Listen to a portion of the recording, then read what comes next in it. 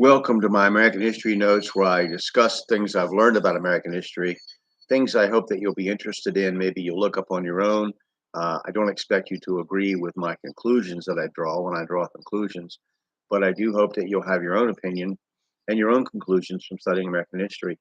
So I'm going to begin, and today we're talking a little bit about motion picture industry and starting photography, things like that. So in 1888, George Eastman invents the handheld camera.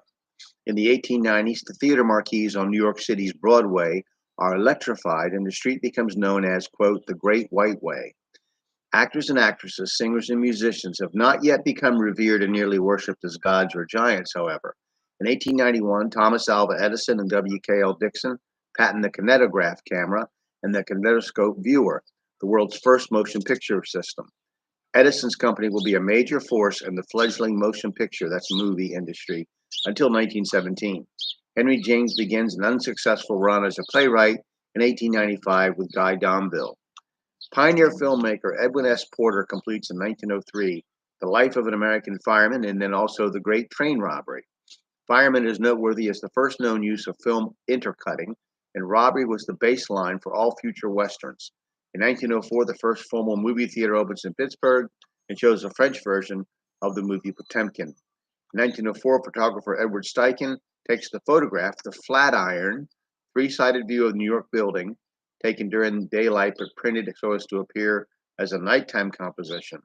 Alfred Steiglitz pioneers his straight modern approach to photography in 1907.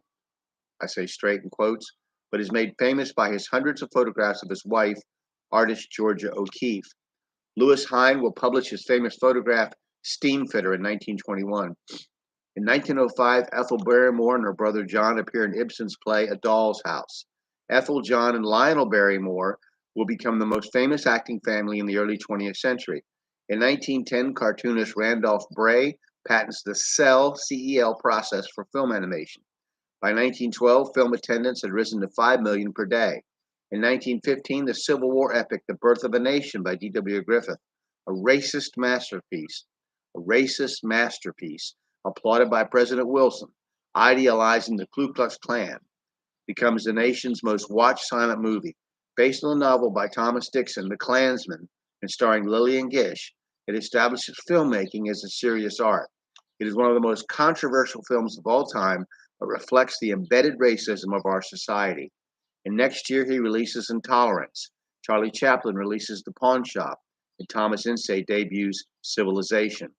The periodical Theater Arts begins its run in 1916. It merges with the stage in 1948, and this is published until 1964. So the Theater Arts was the first, Theater Arts was the first of the periodicals, then it becomes the stage, it merges with the stage, which is another periodical, and it's published on 64.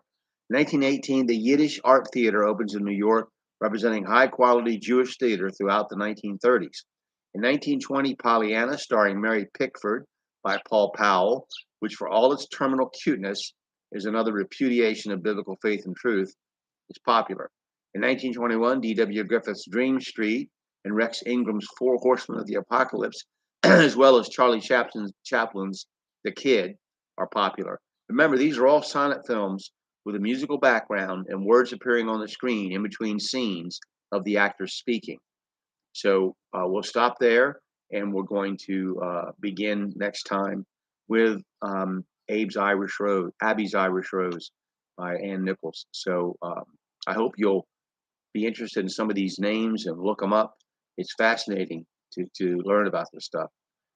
You have a great day. Thank you.